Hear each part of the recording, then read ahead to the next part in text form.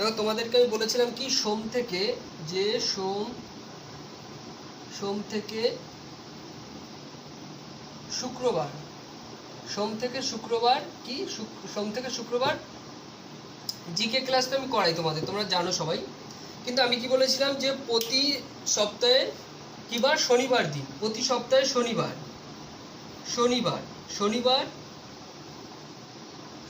রাজ্য দর্শন ক্লাস, রাজ্য দর্শন ক্লাস করাবো। তাহলে রাজ্য দর্শন ক্লাস এর আগে গত উইকে শনিবার আমি করিয়েছিলাম রাত 8টার সময় রাজ্য দর্শন ক্লাস। এবার সেই রাজ্য দর্শনে আমি কি করেছিলাম, আসাম রাজ্যর পার্ট 1 করিয়েছিলাম, ঠিক আছে। পার্ট 2 আজকে করালে শেষ হয়ে যাবে, আসাম রাজ্য শেষ হয়ে যাবে। একটা রাজ্য দর্শন ক্লাসটা অ্যাকচুয়ালি কি, রাজ্য দর্শন ক্লাসের মধ্যে আমি টোটাল একটা রাজ্য থেকে তোমার ইতিহাস ভূগোল দিয়ে শুরু করে যত রকমের সায়েন্স বা যত রকম যা কোশ্চেন আসতে পারে ওখান থেকে সমস্ত কিছু করিয়ে দেবো। সেখানে বিখ্যাত কী কী আছে, নাচ, তারপর সেখানে বিখ্যাত কোন কোন ন্যাশনাল পার্ক, পশু পাখি, সিএম গভর্নর কী কী আছে, অর্থাৎ কারেন্ট অ্যাফেয়ার্স, তারপরে স্টাডি, জিকে টোটাল পার্টটা এক একটা রাজ্য ধরে করিয়ে দেবো। তোমরা যদি রাজ্যটা খুব ভালো করে, রাজ্য দর্শন ক্লাস যদি খুব ভালো করে করো, তাহলে কি দেখবে যে তোমাদের এখান থেকেই 30% জিকে কমপ্লিট হয়ে যাচ্ছে, ঠিক আছে। তো এই জন্য বলছি যে এই ক্লাসটা মন দিয়ে করো, আর যত পারো বন্ধু বান্ধবের মধ্যে শেয়ার করবে। তাহলে রাত 8টা জানো, প্রতি সপ্তাহের শনিবার আমি কি রাজ্য দর্শন ক্লাস করাই। আজকে রাজ্য দর্শন ক্লাস কি হবে, রাজ্য দর্শন আসাম। কোন রাজ্য, রাজ্য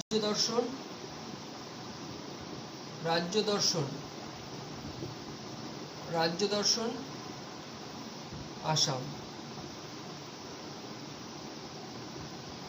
আসাম, পার্ট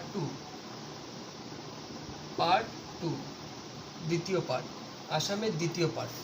তাহলে আসাম রাজ্যের দ্বিতীয় পার্ট আজকে আমি স্টার্ট করছি।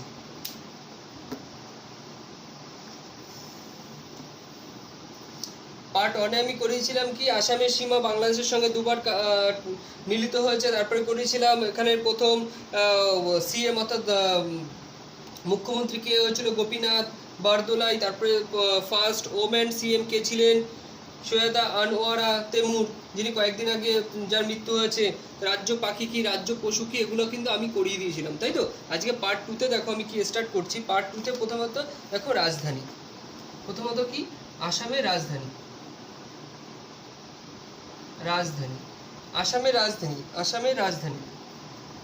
আসামের রাজধানীর মধ্যে দেখো, আসামের রাজধানী হচ্ছে আমরা জানি দিসপুর, কি দিসপুর, আসামের রাজধানী হচ্ছে দিসপুর। এই দিসপুর পূর্ব নাম কি ছিল, এই দিসপুরেরই পূর্ব নাম, দিসপুরের পূর্ব নাম কি ছিল, দিসপুরের পূর্ব নাম ছিল কামরূপ, দিসপুরের পূর্ব নাম কি ছিল, কামরূপ নাম ছিল। তাহলে আসামের রাজধানীর নাম কি, দিসপুর, পূর্ব নাম ছিল কামরূপ। এর আগে আসামের আগের রাজধানী কি ছিল, এর আগের রাজধানী, পূর্বের আগের রাজধানী ছিল যার নাম ছিল হচ্ছে প্রাগজ্যোতিষ।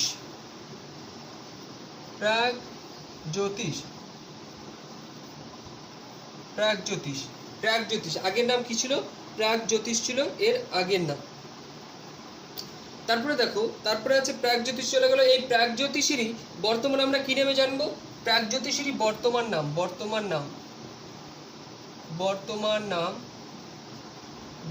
নাম হচ্ছে গুয়াহাটি। প্রাগজ্যোতিষের বর্তমান নাম কি, গুয়াহাটি। তাহলে এটুকু আমরা জানলাম।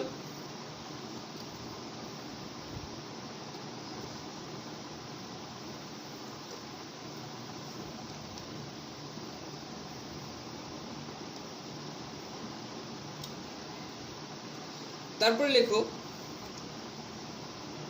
আসামের যে রাজবংশ একসময় রাজত্ব করতো, তারা 600 বছর রাজত্ব করেছে, 600 বছর রাজত্ব করেছে। কোথায় করেছে, এই আসামে। 600 বছর রাজত্ব করেছে। আসামের যে রাজবংশ ছিল তারা আসামে 600 বছর রাজত্ব করেছে। তারপরে আছে দেখো, তারপরে লেখো,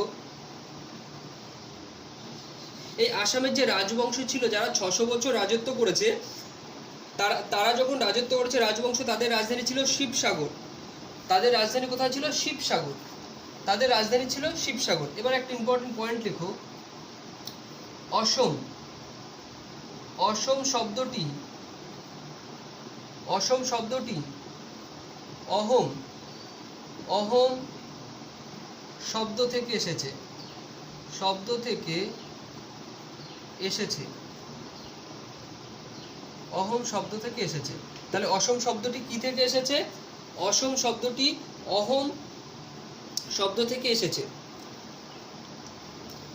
তারপরে লিখতে পারো, তারপর পয়েন্ট লেখো।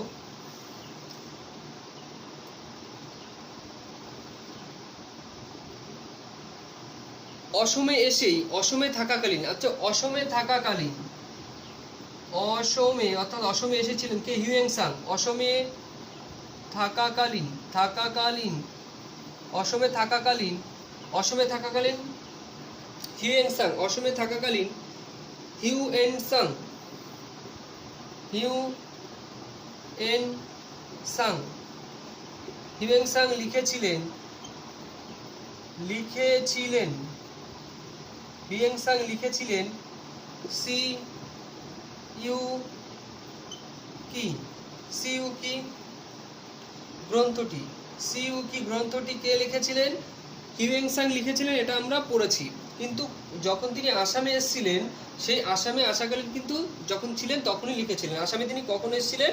যখন হর্ষবর্ধনের রাজত্বকালে তিনি এসেছিলেন। কিন্তু হর্ষবর্ধন তখন যুদ্ধে লিপ্ত ছিল, তাই হর্ষবর্ধনের সঙ্গে তার দেখা হয়নি। কিন্তু তিনি তখন কোথায় চলে গেছিল? পাশের রাজ্য অসম। অসমের যে রাজা ছিল তার নাম কি ছিল? তার নাম ছিল সম্ভবত ভাস্কর বর্মন। সে ভাস্কর বর্মনের রাজ্যে কিন্তু ছিল। এই অসমে থাকাকালীন তিনি কিন্তু সি ইউ কি গ্রন্থটি লিখেছেন।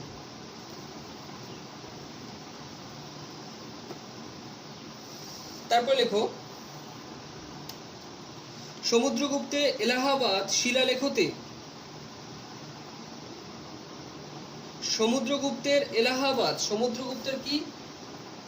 এলাহাবাদ, এলাহাবাদ, এলাহাবাদ শিলালেখতে, শিলালেখতে, শিলালেখতে সমুদ্রগুপ্তের সমুদ্রগুপ্তের কি? এলাহাবাদ শিলালেখতে, সমুদ্রগুপ্তের এলাহাবাদ শিলালেখতে সর্বপ্রথম কামরূপের উল্লেখ আছে। কিসের? কামরূপ, কামরূপের, কামরূপের উল্লেখ আছে, উল্লেখ, উল্লেখ আছে। তাহলে কি কামরূপের উল্লেখ আমরা কোথায় পাবো? সমুদ্রগুপ্তের যে এলাহাবাদ শিলালেখ আছে সেখানে কিন্তু এই কামরূপের উল্লেখ আছে, কামরূপের উল্লেখ আছে। তা সব কিন্তু যা কিছু এখানে পাচ্ছি সমস্ত অসমেই পেয়েছি আমরা, ঠিক আছে। তারপরে লেখো ন্যাশনাল পার্ক। তাহলে অসমের ন্যাশনাল পার্ক, বিখ্যাত যে সমস্ত ন্যাশনাল পার্ক আছে, ন্যাশনাল পার্ক অসমের,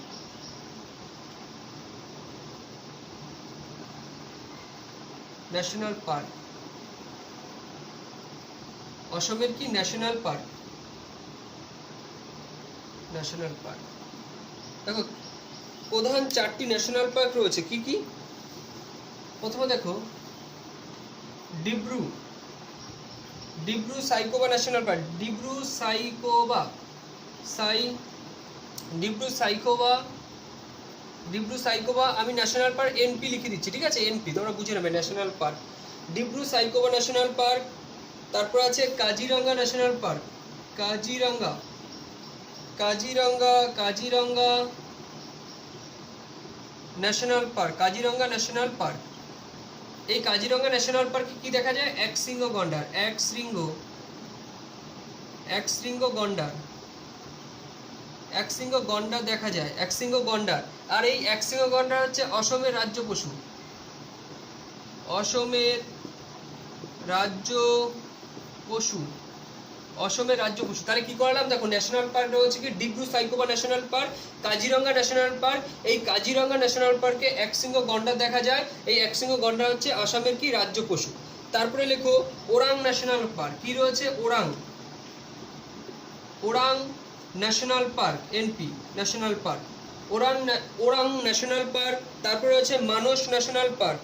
তারপরে কি রয়েছে? Manas, Orang national park, Orang national park. তারপরে লেখো ওরাং ন্যাশনাল পার্কের পরে লেখো Manas national park, Manas national park, NP national park, Manas national park, ঠিক আছে, মানস ন্যাশনাল পার্ক। তাহলে ন্যাশনাল পার্ক হয়ে গেল। তাহলে কি বললাম, ন্যাশনাল পার্ক বললাম, চারটে প্রধান ন্যাশনাল পার্ক রয়েছে এখানে। কি কি? ডিব্রু সাইখোমা ন্যাশনাল পার্ক আসামে অবস্থিত, কাজিরঙ্গা আসামে অবস্থিত। এই কাজিরঙ্গায় কি দেখা যায়? একশৃঙ্গ গন্ডার দেখা যায়, যে একশৃঙ্গ গন্ডার হচ্ছে আসামের রাজ্য পশু। তারপরে কি আছে? ওরাং ন্যাশনাল পার্ক আছে, তারপরে আছে কি? মানস ন্যাশনাল পার্ক। তাহলে চারটে ইম্পর্টেন্ট পার্ক কিন্তু আমি করিয়ে দিয়েছি। এবার দেখো, এই আসামের যে ব্রহ্মপুত্র নদীটা, সেই ব্রহ্মপুত্র নদীটা সম্পর্কে একটু আলোচনা করবো। আসামের যে ব্রহ্মপুত্র নদী প্রবাহিত হচ্ছে সেটা সম্পর্কে একটু আলোচনা করব। ব্রহ্মপুত্র নদী, ব্রহ্মপুত্র নদী সম্পর্কে একটু আলোচনা করব। দেখো দেখো, তিব্বত থেকে উৎপন্ন হয়ে, তাহলে উৎপত্তি কোথায়? তিব্বত। তিব্বত থেকে উৎপত্তি, তিব্বত থেকে উৎপত্তি। তাহলে তিব্বত থেকে উৎপত্তি হয়েছে, তিব্বত থেকে উৎপত্তি হয়ে অরুণাচল প্রদেশের নামচা বারোয়া দিয়ে ভারতে প্রবেশ করেছে। তাহলে কোথা দিয়ে ভারতে প্রবেশ করেছে? অরুণাচল প্রদেশের নামচা বারওয়া। অরুণাচল প্রদেশের কোথায়? নামচা, নামচা বারওয়া। অরুণাচল প্রদেশের নামচা বারওয়া দিয়ে ভারতে প্রবেশ, ভারতে প্রবেশ, ভারতে প্রবেশ। কি বললাম? অরুণাচল প্রদেশের নামচা বারোয়া দিয়ে ভারতে প্রবেশ করেছে কোন নদী? ব্রহ্মপুত্র নদী। তিব্বতে নাম হয়, দেখো এই ব্রহ্মপুত্র নদীর নানান জায়গায় নানান নাম হয়েছে, ঠিক আছে। তিব্বতে কি নাম আছে? দেখো তিব্বতে ব্রহ্মপুত্র নদীর নাম কি? আমরা ভারতে ব্রহ্মপুত্র নদীর নামে জানি, কিন্তু তিব্বতে কি নাম? দেখো তিব্বতে, তিব্বতে নাম, এই ব্রহ্মপুত্র নদীর তিব্বতের নাম কি? সাংপো, সাংপো, সাংপো নদী। তাহলে তিব্বতে কি নাম? সাংপো নদী। তিব্বতে নাম হচ্ছে সাংপো নদী, সাংপো নামে পরিচিত, ঠিক আছে। তারপর অরুণাচল প্রদেশে নাম হয়, অরুণাচল প্রদেশে কি নাম হয়? অরুণাচল, অরুণাচল, অরুণাচল প্রদেশে, অরুণাচল প্রদেশে, অরুণাচল প্রদেশে নাম, অরুণাচল প্রদেশে কি নাম হয়? অরুণাচল প্রদেশে নাম হয় দিহাব নদী, দিহাব। অরুণাচল প্রদেশ কি নাম? দিহাব, দিহাব, দিহাব নদী। অরুণাচল প্রদেশে দিহাব নদী, অরুণাচল প্রদেশে দিহাব নদী। ব্রহ্মপুত্র নদী কি? তিব্বতে নাম হয় সাংপো নদী, অরুণাচল প্রদেশে কি নাম? দিহাব নদী।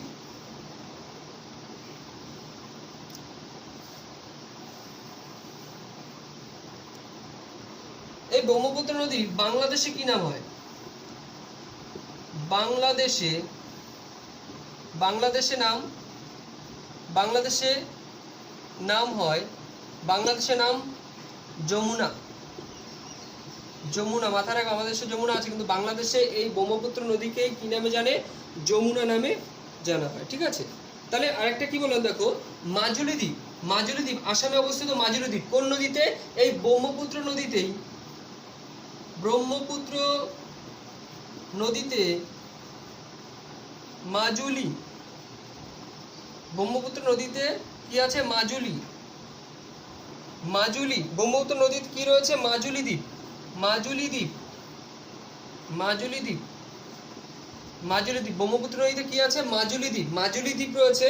সেটা কোথায় অবস্থিত? আসামে, ঠিক আছে। ব্রহ্মপুত্র নদীতে আসামে, যেখানে ব্রহ্মপুত্র নদী প্রবাহিত হচ্ছে আসামের মধ্যে দিয়ে, সেখানে রয়েছে কি?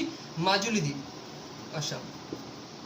তাহলে বোঝা গেল, তাহলে বাংলাদেশে ব্রহ্মপুত্র নদীর নাম কি? যমুনা, আর ব্রহ্মপুত্র নদীতে রয়েছে কি? মাজুলি দ্বীপ, যেটি কোথায় অবস্থিত? আসামে।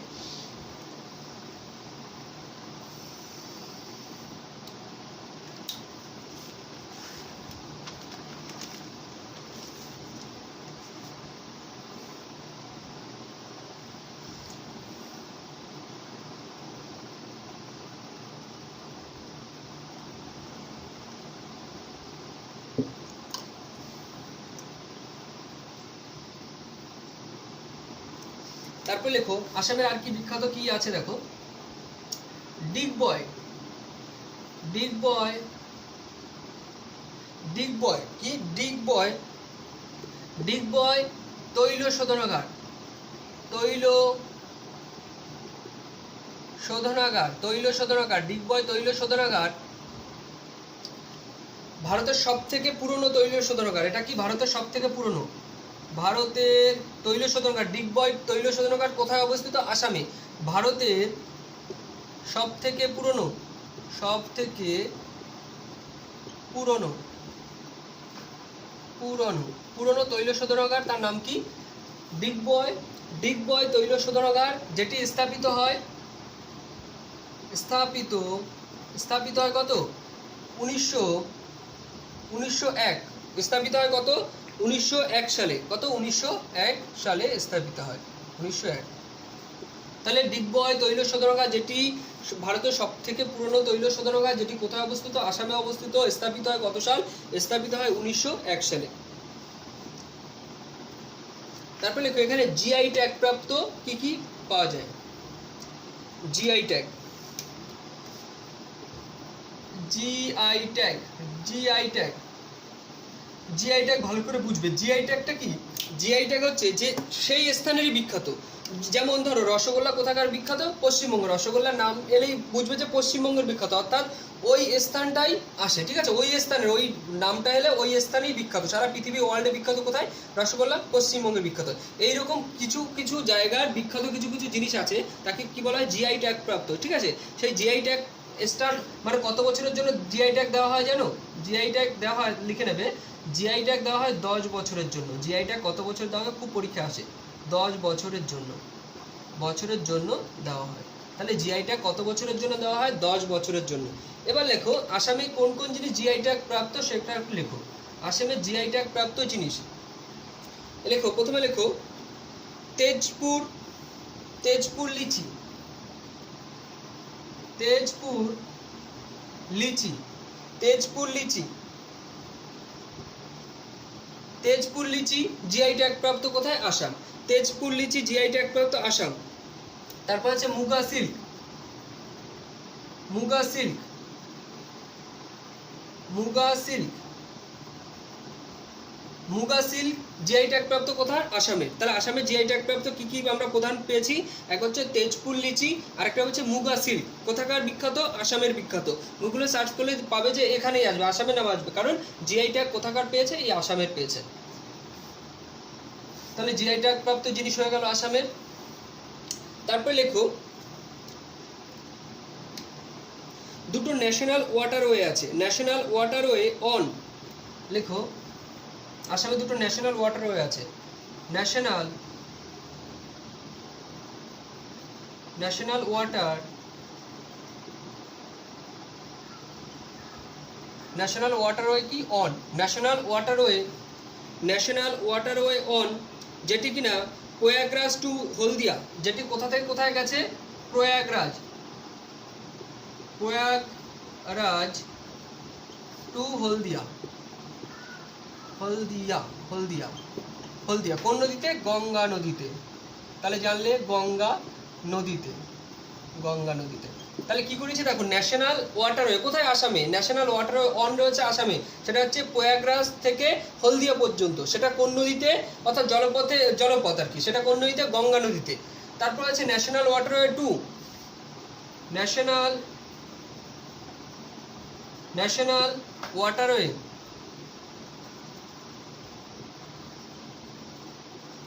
ন্যাশনাল ওয়াটারওয়ে কি? টু। ন্যাশনাল ওয়াটারওয়ে টু, এটি কোন নদীতে? ন্যাশনাল ওয়াটারওয়ে টু এটা হচ্ছে ব্রহ্মপুত্র নদীতে। কোন নদীতে? ব্রহ্মপুত্র, ব্রহ্মপুত্র নদীতে। তাহলে বলেছি আসামের মধ্যে থেকে ব্রহ্মপুত্র নদী যখন প্রবাহিত হচ্ছে, ওখানে আছে কি? মাজুলি দ্বীপ, তাই তো? সব থেকে বড় নদী দ্বীপ। তারপরে লেখো, তাহলে কি পেলাম আমরা? ন্যাশনাল ওয়াটারওয়ে ওয়ান পেলাম, যেটা প্রয়াগরাজ টু হলদিয়া গঙ্গা নদীতে, আর ন্যাশনাল ওয়াটারওয়ে টু পেয়েছি, যেটা ব্রহ্মপুত্র নদীতে অবস্থিত।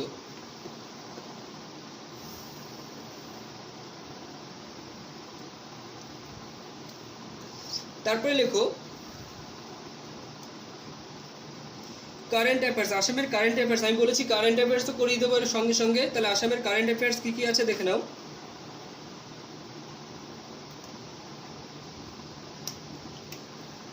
আসামের কারেন্ট অ্যাফেয়ার্স,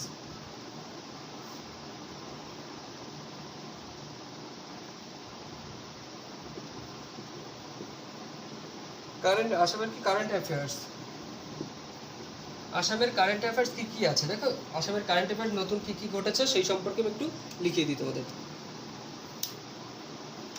দেখো আসাম সরকার সরকারি মাদ্রাসাগুলিকে, সরকারি মাদ্রাসাগুলিকে আসাম সরকার কি করেছে? মাদ্রাসা, মুসলিমদের যে শিক্ষা প্রতিষ্ঠান মাদ্রাসাগুলিকে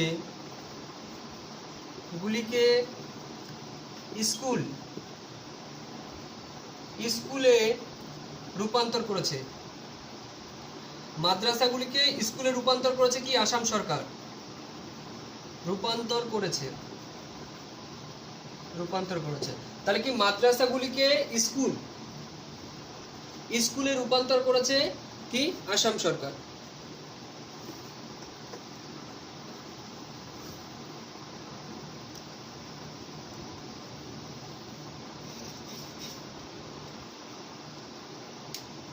তারপর লেখো ওয়ার্ল্ডের first hospital train, world first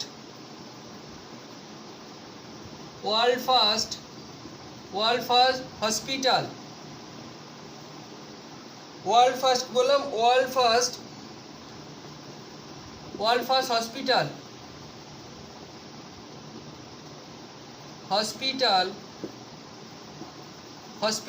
world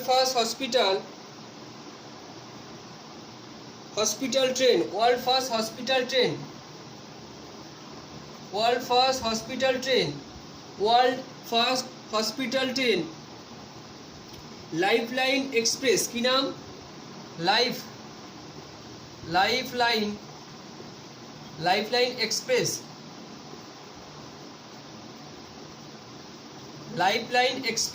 কি নাম? এই যে ওয়ার্ল্ড ফার্স্ট হসপিটাল ট্রেন যার নাম হচ্ছে লাইফলাইন এক্সপ্রেস, সেটা কিন্তু আসামের কোন স্টেশনে তৈরি হয়েছে? সেটা হচ্ছে আসামের বদরপুর স্টেশনে তৈরি হয়েছে। কোথায় তৈরি হচ্ছে? কোথায় তৈরি?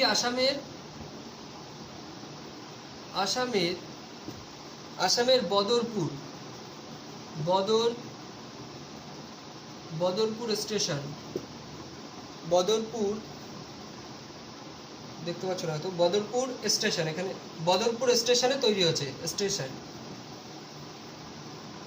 বদরপুর স্টেশনে তৈরি হচ্ছে। তাহলে কি বললাম? ওয়ার্ল্ড ফার্স্ট হসপিটাল ট্রেন, যেটা আসামের কোথায়? যে ট্রেনটার নাম হচ্ছে লাইফলাইন এক্সপ্রেস, যেটি তৈরি হচ্ছে আসামের বদরপুরে তৈরি হয়েছে। তারপরে লেখো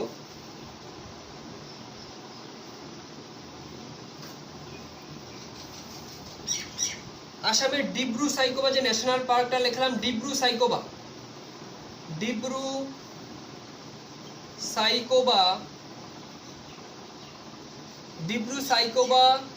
ন্যাশনাল পার্কে কি দেখা গেছে? ডিব্রু সাইখোবা ন্যাশনাল পার্কে মন্দারিন পাখি দেখা গেছে। কি পাখি? মন্দারিন পাখি। কি দেখা গেছে? সাইখোবা ন্যাশনাল পার্কে দেখা গেছে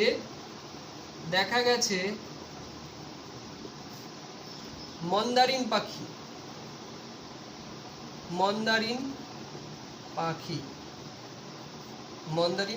দেখা গেছে। কি? মন্দারিন পাখি। ডিব্রু সাইখোবা ন্যাশনাল পার্ক যেটা কোথায় অবস্থিত? আসামে অবস্থিত। সেখানে কি দেখা গেছে? মন্দারিন পাখি দেখা গেছে। তারপরে লেখো মানস ন্যাশনাল পার্কে দেখা গেছে হিমালয়ান শিরো।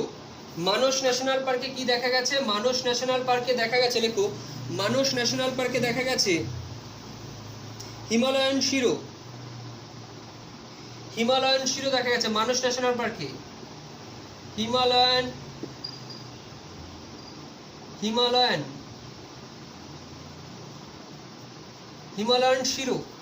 শিরো দেখা গেছে কোথায়? হিমালয়ান শিরো দেখা গেছে মানস ন্যাশনাল পার্কে, হিমালয়ান শিরো দেখা গেছে। তারপরে লেখো আসামের 15তম বিধানসভা নির্বাচন। আসামের 15তম বিধানসভার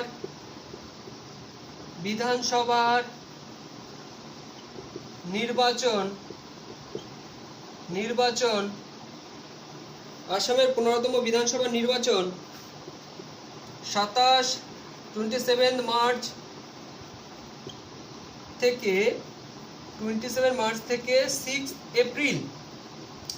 এপ্রিল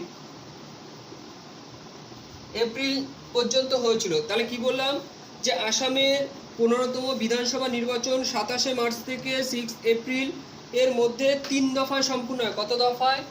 3 দফায়। 3 দফায় 3 দফায় সম্পূর্ণ হয়েছিল। 3 দফায়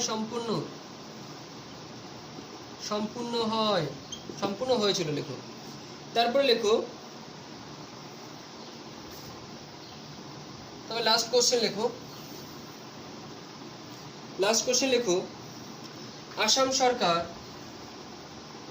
আমরা জানি যে অ্যাডিডাসের ব্র্যান্ড অ্যাম্বাসেডর কাকে নিযুক্ত করা হয়েছে? হিমা দাস। সেই হিমা দাস কি স্পোর্টস, তাই তো? স্পোর্টসে আছেন, সে কি করেছে আমাদের ভারতবর্ষে গোল্ড এনে দিয়েছিলেন, তাই তো? তাই আসাম সরকার, তার জন্মস্থান কোথায়? আসামে। তাই বলছে আসাম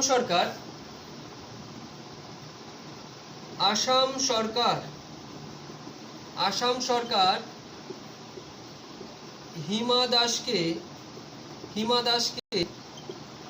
আসামে ডিওয়াইএসপি পদে নিযুক্ত করেছে।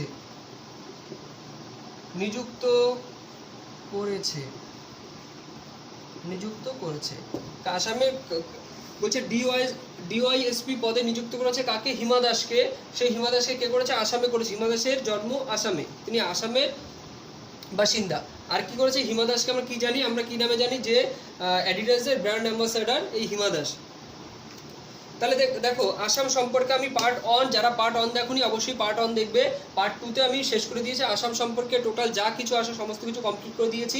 প্রত্যেকে নোট করে নেবে, দেখবে এর বাইরে কোনো কিছু আসবে না। এটা যদি ভালো করে পড়ো, রাজ্য দর্শন ক্লাস যদি খুব ভালো করে করতে পারো, তাহলে কি দেখবে 70% জিকে পোর্শন কমপ্লিট হয়ে যাচ্ছে শুধু রাজ্য দর্শন থেকেই। আর আমি এদিকে বায়োলজি করাচ্ছি, ঠিক আছে? বায়োলজি শেষ হলে আমি পলিটি স্টার্ট করব।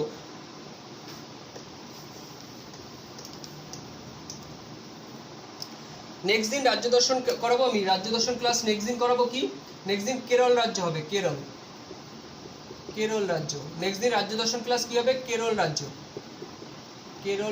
আমি নেক্সট ডে রাজ্য দর্শন ক্লাস করাবো কেরল রাজ্য। প্রত্যেকে ভালো থাকবে, যত পারো শেয়ার করো। Thank you.